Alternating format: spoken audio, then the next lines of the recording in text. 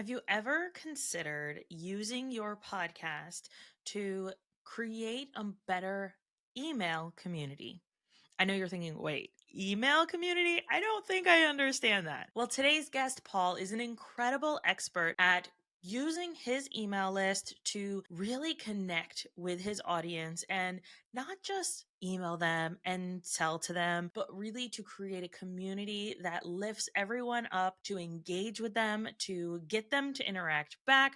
These strategies are gold. I think there was one point where I told him, I have never heard anyone use this as a strategy, and I think it is brilliant. And I've been in the online space for a very long time. One of the strategies that Paul uses is in using giveaways to really grow his email list, but also to connect his email list with people in his community. If you decide to purchase any of Paul's courses, we highly recommend that you use our affiliate link, which you will see in the description as well as in the show notes and on our blog post on our website. So that way you can get a discount off of his courses and get the most out of this information. This episode is going to be so good if you are looking to take your email list to the next level and really make the most of it. Please join me in welcoming Paul to the podcast.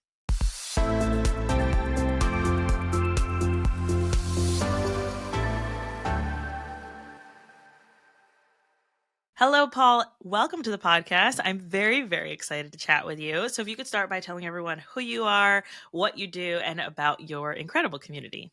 Thanks for having me on. My name is Paul Gowder, and I am from Lexington, South Carolina. I worked for the state of South Carolina for many years, retired recently. But during that, or actually during college, I was able to create a website called powwows.com.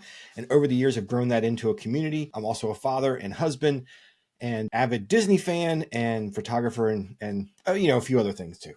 Yes. Well, first of all, congratulations on your recent retirement. I bet that is very, very exciting. So powwows. Tell me a little bit more about it. When I was looking at it, I was like, wow, what an incredible space for Indigenous people. This is so incredible. So let everybody know kind of what that's about.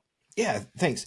So first, I want to tell everybody that please go and check out powwows.com. It is open for everybody. Powwows are open to the public. We want you to come and see them, be a part, experience Indigenous culture up close and personal. Back when I was in grad school, a long time ago in 1996, I loved computers growing up. So I was playing with this whole HTML thing. It was just kind of kicking off. And so I got a program and was building web pages. And the first two I built were really about things that I was learning about in college. And one of them, and if people on video can see later on, but I got Star Wars stuff behind me. So I built a website all about Star Wars toy collecting, vintage Star Wars toy collecting from my childhood. And then at the time, I was also just learning about powwows. Some friends were starting to take me to powwows. I was, learning how to make outfits and learning about the songs and dances. So I started sharing that stuff as well. And that took off. It really resonated with people, and powwow people love the community aspect of being at a powwow, and they wanted to experience that online and share with each other. And then it just grew from there. So I'm curious, do you have like Indigenous blood in you? Was that something that you were kind of getting in touch with, or was it like something that you were finding in your friendships were coming up, or What did that kind of look like? So, I am a descendant of ancestry on my dad's side, not an enrolled member. So that was something I was just discovering and, learning more about that in grad school. And I just kind of morphed into going to powwows and learning about that, and then just took off. Wow. I love that. Being able, especially as an adult, being like, whoa, didn't know that there was so much to me. I think we see a lot of that with ancestry.com and all of that kind of stuff, kind of getting in touch with everything that kind of makes us us, which I think is really cool. So I have siblings, half siblings. They're my siblings. And they have some Indigenous blood in them. So I'm going to be sending them to powwows.com and letting them know, hey, Why don't you go check this out? And that way they can find support in their culture, right? I think that's so important. Yes. In building this community, what did that kind of look like? I want to kind of go through some of those steps, especially you're talking 25 years ago, digital stuff, right? Like a lot of people listening are like, oh yeah, wow. Some people listening are like, whoa, I wasn't even alive yet. Right? So like there's a lot of differences to building a community then versus building a community now. What did that journey kind of look like for you?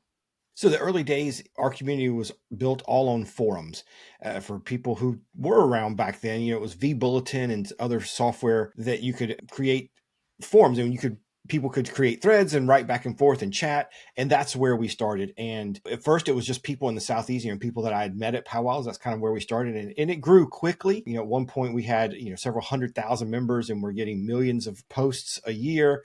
It was just nuts. So that's kind of how we started. The website itself was, static HTML pages. We weren't doing anything dynamic or crazy in the beginning. It was really that forum that really drove the community and the growth of the site. Do you think that forums and conversation within communities is an important aspect of building a community? I find that, especially now, even though we are so virtually connected, there's still a bit of a disconnect with feeling like we're part of something. Right. I miss the days of forums. A friend of mine and I, we reminisce about it all the time. I think Facebook groups and other online communities now try to emulate that, but I don't think they have that same feeling that we had, because we made friendships and you saw everything that was posted. You could see it. It wasn't an algorithm telling you what you could see. Yep.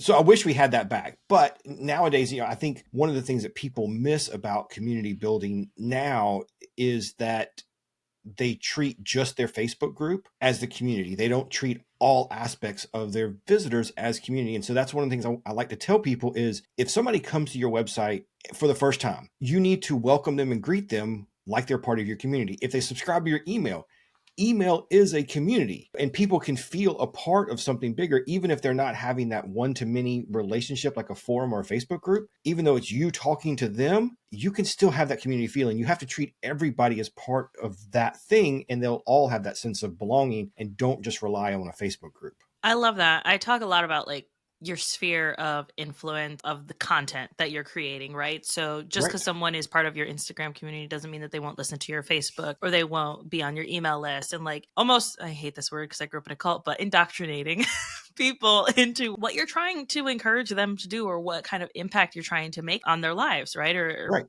whatever. That part is so important. And I know we're seeing a lot more community, I guess, platforms being built. I'm thinking Circle is one where it is very community based and not so much algorithmic based. There's some other ones, Mighty Networks. I know that in the back end of Podia and Member Vault, I believe MemberSpace connects to Circle, but in those two other ones that I mentioned, they have built-in forum-based communities. So I think that people are looking for that, right? When they're buying courses or they're buying strategies or they're buying things from people, or they want to just be included in something. They want something better than an algorithm that tends to be bought, right? Which is quite frustrating. So if someone is getting started now in building a community and they're like, okay, there's so many options.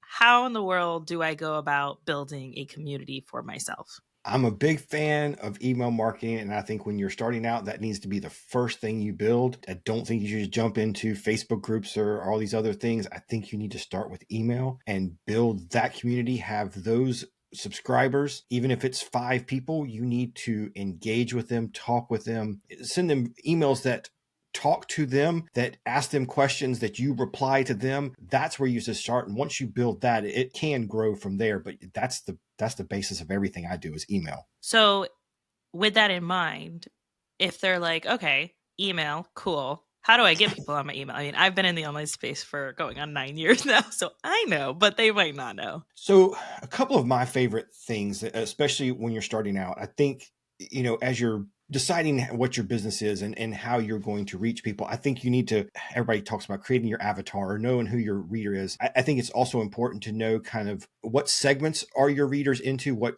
buckets are people into, and deliver content that addresses that. So for example, on powwows.com, we have a lot of pages that welcome people to powwows, whether it's a guide for first timers, frequently asked questions, or our powwow calendar. All those kind of things. We have an email opt-in that will help people know what to expect at their first powwow. And we even have a simple landing page that, when somebody writes me and asks me a question, I can answer the question. I say, hey, if you want to know more, please go to this landing page, sign up. We have an email series about what to expect at your first powwow. And you deliver content that they want. You build out those sequences, whatever your email program calls them, drip campaigns or whatever, but you build out that content and you deliver to all your different segments. That's how I think you start. And then when you have an opt-in on your page that is targeted for what the reader is looking for, then you're going to get those signups. I think the downloadables and the free PDFs and all that stuff is great, but it has to be tailored to what they're looking for. It can be the best free ebook in the world, but if it doesn't answer the question that they came to you for, then it doesn't matter.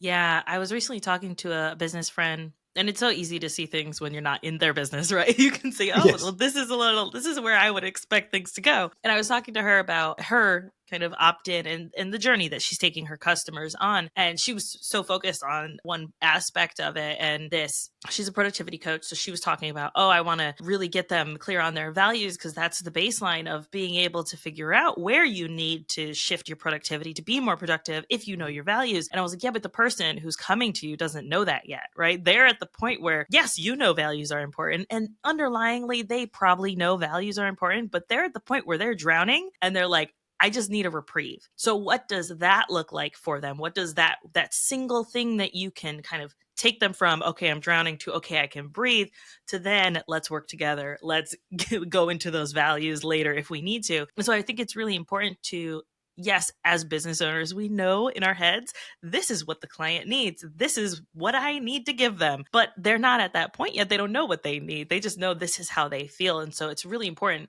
I think, to, like you were saying, give them what they're looking for from the beginning. That way you can cater that information, and it also helps you with your content, right? So you can see, oh, a lot of people are really interested in these 5 things. Cool. Now I know where I need to tailor my content when they're at that beginning part of the journey. Right. Yeah, exactly. And once you can answer those questions, those are the first articles you write. Those are that's the first podcast you do, the first, whatever, the Instagram reel, that's your content, right? And if you ask, like my, what to expect at your first powwow, I ask the readers questions and I get responses back. And that's how I know, one, that they're engaging with it and it answers their questions, but then I know what else they're looking for, and we can continue to deliver content based on that feedback. I love that you said that, asking them to respond and say, do you have questions? Send me an email. I'll respond to it, or someone on my team will respond to it. And I think that is such an underutilized strategy for a lot of business owners, because they think, here's the information, have fun, right? But it's like, whoa, you got to keep that relationship going, to your point of the email marketing being part of your community. Do you think that it's being used enough right now in the industry as a community builder or a marketing tool? I think there's a lot of people doing email marketing. I think there aren't a lot of people doing it as community building. I think that's where people mess up. And that was something I didn't understand for a long time. It was a few years ago that I worked with an email coach at the time, and we really transformed my emails. I always tell people that my emails used to look like Sunday sales papers. Not that anybody gets a Sunday paper anymore, but you've seen the ads, Yeah. right? The paper ads. That's what my emails looked like. They were fancy. They were nice layouts. They were pretty graphics, and they did okay. It was after I transformed to a text-based email and that I started actually talking to people in the email instead of showing them flashy graphics that my email marketing really took off. That's when I really found success with it. And it is about engaging your reader, being authentic in your emails. You hear a lot of people talk about in the podcasting space, you want to be authentic, you want to be yourself.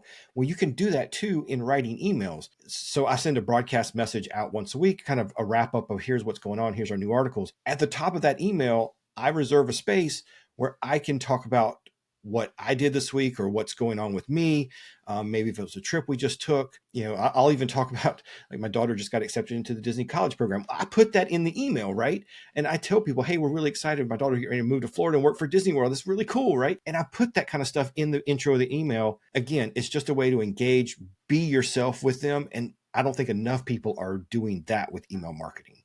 I'm thinking about like the emails, especially, I mean, when we're recording this, we're coming off of Black Friday, Cyber Monday, Small Business Saturday, all of that fun stuff. And I'm sure everybody, like myself, got a ton of emails that they just skimmed through and kept it moving. And what you're describing is really taking it to another level. It's not just being like, well, here's my sales email that my copywriter wrote, slap it on there and have fun with it.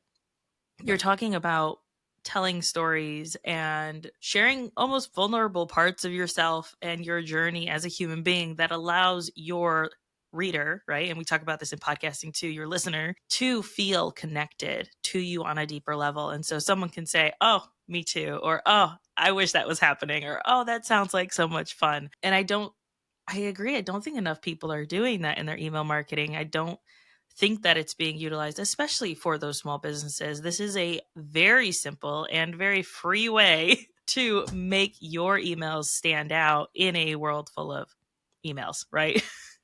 Right. This is all relationship business, right? You got to use email to build the relationships. I love when I get somebody that does reply to an email and I'm able to then talk to them some more. It's great. The other thing I love about asking, going back to the question about how to grow your email list, I run a lot of giveaways too. And so right now we have our big one for Native American Heritage Month going on. And even while we've been on this call, I've got 9 more emails responding to things I've done in the giveaway. It's awesome. That is how you can interact with your audience. And instead of them being a passive just skimmer of your email, it's going to be people who now look forward to reading it each week. Yes. Are there any other tips, tricks, or things that you're doing within that email that you're finding is really working right now, especially with everybody Yeah. getting emails? Yeah. So the other thing I do, and I think this is important for anybody that has a podcast or you're doing a blog or whatever, if you have more than 10 pieces of content, I think you need to do something in your email to send people to your back catalog, right? You have to remember that when people subscribe to you, they may not have read they probably didn't read all of your stuff. When they subscribe to your podcast, they probably didn't go back and listen to your other 30 episodes. So one of the things I do, and you can do it in a number of different ways, but every Thursday, we send out an email. We call it our Throwback Thursday email. And it's literally the body of the email is, hey, here's an article you probably didn't read. Here's what it's about. Here's a link to it. And then at the top, again, that's where I reserve a spot to say, hey, this is an article I think is really cool. Here's why I think it's good. And here's why I think you are going to care about it. You should go check this out. And every Friday morning when I check my stats, and look at what yesterday's ad revenue, all those kind of things, every day, every week, we see a bump on Thursday because those emails went out. It really does work. Again, it's another way to engage with them, but it's also a way to take all of that old stuff you have and not just rely on Google to show it to people, but use your email and send people to it. And that has been an incredible sequence for me. We redo it every year. We found out what our top ones were and we redo we just built the one for 2024. We have 52 new emails that are sending out now. I love that so much because you're talking about streamlining a process, making it super easy and super simple, and not reinventing the wheel, right? You're not, Yeah. oh, I have to come up with 52 more pieces of content. Yes, you probably will. But this is content that is already shown that it has been tried and true, that it is stuff that people are enjoying, that they like, that they're interested in. And you don't have to come up with, oh man, what are we going to talk about this week? Like you already know. And so I love that that's such a great, valuable, and quick and easy way for people, especially if you're like me. I mean, I'm at 125 episodes at this point, Right. and there's tons of solos in there that I can use to repurpose and that I have as blog posts and say, hey, go back, listen to this episode. If you're struggling with this week, this will help you out. And then reply and let me know what takeaway you had from it, right? So then that adds to Exactly. building Yes. on Yes. exactly what you said. Oh, that's so good. And on top of that, I know a lot of people have struggled with the time management. So this is how I do it. I have a virtual assistant that creates I send them a spreadsheet. Here are the 50 something emails I want you to write. They go and create all of the emails in my ConvertKit account. They do all the templating, build all of that. And then I just go through and add that piece at the top. That's my personal piece. It takes me, maybe an hour or two. I don't do it all at one time. So like for 2024, I've done like the first 25 or 30 of them. And so in a couple of weeks, I'll go back and do some more just so don't just write the same thing over and over again. So yeah, but use a virtual assistant, get all of the templated stuff done, and then you go in and add your piece on top of it. It's great. And it took them a few hours. So you're going to pay 20 or 30 bucks, have it all done. And then you go back and do your part. Yeah. I think that's a great way, especially for someone who's like, oh, well, I got to make it all pretty and I got to make it all. No, you're talking very basic text based. Here you go. This is the episode. This is the title of the blog post. This is what you're going to learn. Reply back and let me know your big takeaway. Or, I mean, you could literally just look at, okay, what was that blog post about? Which one of these 10 tips are you going to implement this week? Something like that. Keep it super simple. And then Right. get that engagement back into the back catalog of the content that you had already created, especially as we're going into the new year. So, we're all looking at more ways to do better, right? For our goals, whatever those goals are. And if your goals are email marketing and building better community, then I think then this is a really good strategic and very simple way to do that. When you said that giveaways are working for you for getting engagement back, can you go through a little bit of like what that kind of email looks like to get that response back for giveaways? Because the way I've seen it is like, oh, you go like this page, you get 5 points, like all of those Right. automations and stuff like that. So I'm curious what that kind of looks like if someone is considering doing some type of giveaway and they do want to get responses back on some of maybe the items that are being gifted away. Sure. So actually, I have a whole course on this. So I'm trying to keep it simple and explain one of the ways I do it, and that works really well, and what I'm seeing right now. So in the giveaway we have for Native American Heritage Month, it is like once you enter, then you have other tasks you can complete to add extra entries and get more chances to win. One of the things we do is every time we do a major giveaway, we have an email sequence that accompanies that giveaway. For this one, you get an email every single day, and that's why we call it the Explore Native Challenge. So every day you're going to get an email that encourages you to go and do something, whether it's read an article on my site, whether it's visiting somebody's Instagram, whatever. We have people do that. And in that, we hide bonus codes. So even the sponsor of our Explore Native Challenge has bonus codes hidden on their website. And so I send people over there to look for it, do the scavenger hunt. And then also I'll say things like, hey, if you want to earn today's bonus point, I need you to go and tell me what your 5 favorite indigenous TikTokers are. And they'll send me a list. And then I send them a bonus code, right? And so that's the way I can engage with them. It encourages them to respond to me. So in the email sequence, and this contest runs from October 15th to December 15th. This is a long one. So there's an email literally every single day. So I have lots of those where I'm not just sending them to a link, but I'm asking them to go and do something and then write me back, and we're able to then respond. I am obsessed with this. I think that this is freaking brilliant. And I don't know why I have never seen anyone do it this way. But what you're talking about is not just, oh, I'm getting email responses back. You're lifting everyone up together, right? So Right. saying, go find 5 indigenous TikTokers, and they're probably going to then follow those people, comment on Yes. their stuff. The algorithm is then going to boost that content. Like you're not just saying, oh, this is for me and I'm getting great email responses so then I can sell, my email list to XYZ company. And yes, that's cool too. But you're talking about raising everyone up together. So I'm obsessed. The best email that I've had today, this week, really, is it came in this morning. One of the things we did was we encouraged people we made a Black Friday list of Black Friday and Cyber Monday. Here's the Native business owners we know that are running specials. Here's a list. I had one of those shop owners email me today and say, we were able to see in our Shopify stats that powwows.com sent us 8 sales yesterday. I'm like, that's awesome. That's why we send all of our people to Explore Native Challenge into those kinds of lists and send them out into the world. And it worked. I was like, oh, that's so great. They got 8 orders just from us. That's really cool.